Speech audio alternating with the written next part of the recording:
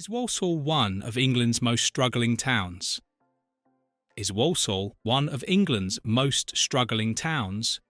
For many who live there, the answer is heartbreakingly obvious. This West Midlands town, once proud and industrious, is now more often mentioned in conversations about poverty, unemployment, and economic decline. But behind the headlines and statistics are real people navigating a complex and changing reality. In this video, we'll explore why Walsall has become one of the most deprived areas in the UK, what's being done to reverse the trend, and whether there's still hope for a better future. Where is Walsall, and why does it matter? Walsall is located in England's West Midlands, about 8 miles north of Birmingham.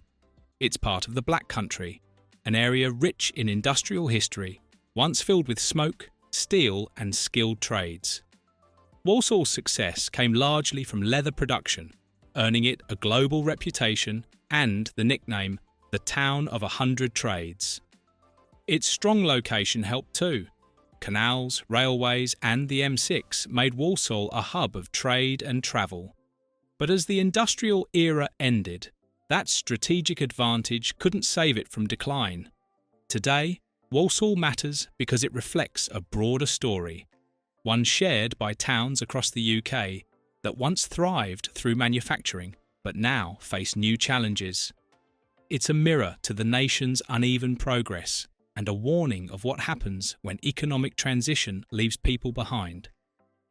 The collapse of industry. The roots of Walsall's struggles lie in the collapse of its industrial backbone. From the 1970s onward, manufacturing jobs began to disappear as industries moved overseas, automated, or shut down completely. For Walsall, dependent on factory work, this was devastating. Leather factories closed, metal workshops emptied. Generations who had found secure jobs locally were suddenly left without work. New jobs that came in were mostly low-paid, part-time, and precarious. Retail replaced metalwork. Zero-hour contracts replaced steady employment. This didn't just hurt the economy, it hurt identity. A town built on pride in craft was now struggling with low morale, limited prospects, and rising poverty. Many families slipped into long-term hardship, and children grew up never seeing their parents in secure jobs. Deprivation by the numbers. To understand why Walsall is often called one of England's most struggling towns, you need only look at the numbers. According to the 2019 Index of Multiple Deprivation, Walsall ranks 25th out of 317 English local authorities, firmly placing it among the country's most deprived. More specifically, 44 neighbourhoods in Walsall are among England's 10% most deprived. That's nearly a third of the entire borough facing severe challenges with income, employment, housing, health and crime. Walsall also ranks 16th for income deprivation and 38th for employment deprivation. This means large portions of the town are earning far below the national average and struggling to find consistent work. These figures reflect a difficult reality. Shops close early, high streets are quiet, community resources shrink, and residents feel trapped in a cycle with no clear exit. Child poverty in Walsall. One of the most alarming indicators of Walsall's decline is its high rate of child poverty. In several areas, including Blakenhall and Birchall's-Learmore, more than 45% of children live in households below the poverty line after housing costs. Borough-wide, nearly 1 in 3 children grow up poor. This places Walsall near the top of national rankings for child poverty, alongside other struggling towns in England. The causes are layered. Low wages, unaffordable housing, limited childcare, and a lack of job opportunities all play a part. But the effects are devastating. Poor nutrition, limited school resources and mental health issues make it harder for these children to succeed. Some schools and charities offer food parcels, uniforms, and after-school help. But they can only do so much. real change requires structural support, more stable jobs, better wages, and targeted investment to give children a fairer start in life. Health and life expectancy concerns. Walsall's health outcomes paint a concerning picture. Life expectancy is lower than the national average, by as much as 7 years in some of the borough's poorest areas. Men in Blakenhall, for instance, have some of the shortest lifespans in the West Midlands. Chronic illnesses like heart disease, diabetes and respiratory conditions are widespread. Mental health challenges are common too, particularly among those facing housing or employment insecurity. Hospital admissions linked to alcohol and drug misuse are above average. Poor health isn't just about access to doctors. It's about housing quality, income levels, diet, stress, and community support. When people live in damp homes, skip meals to save money, and face daily uncertainty, their physical and mental health naturally suffers. Even maternity outcomes are affected. Walsall has higher rates of premature births and low birth weights, signs of deeper societal problems that can't be solved by the NHS alone. Housing, crime, and public services. Housing in Walsall is a tale of two towns. In areas like Aldridge or Streatley, you'll find well-kept homes and leafy streets.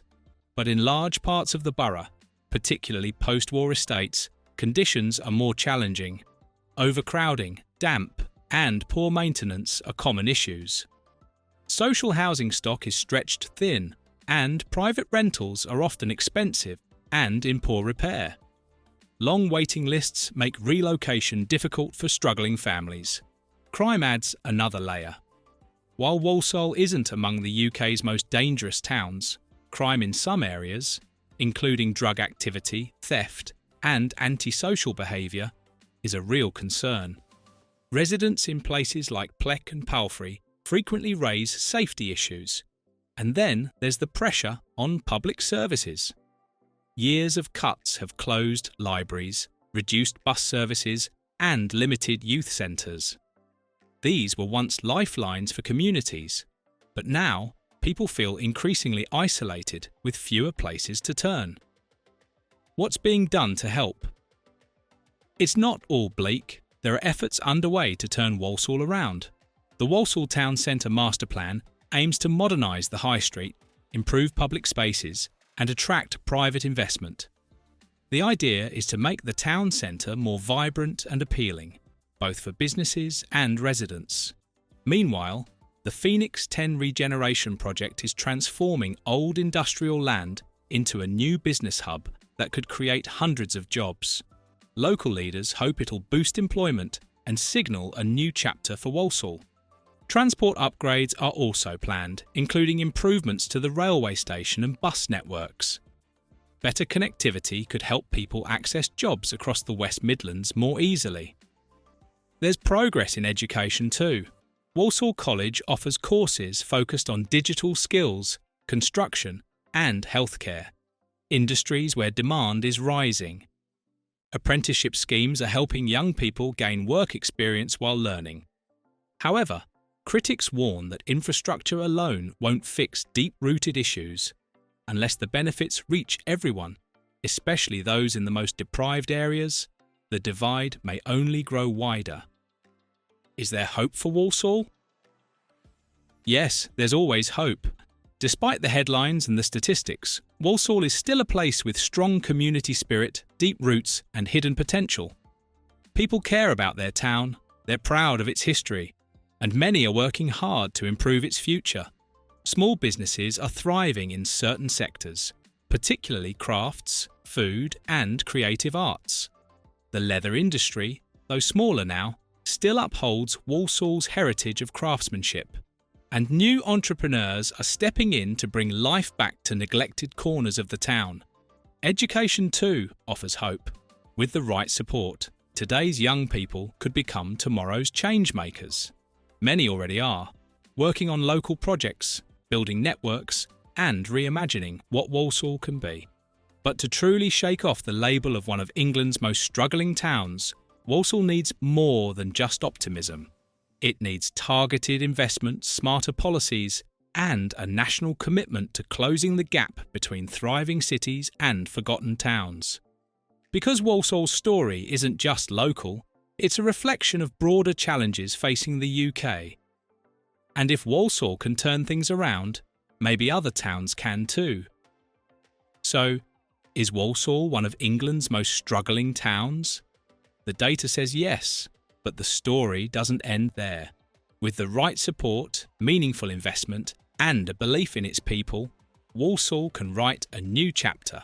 It's not just about survival, it's about revival. Thank you for watching this video. Please don't forget to subscribe and turn on the notification bell.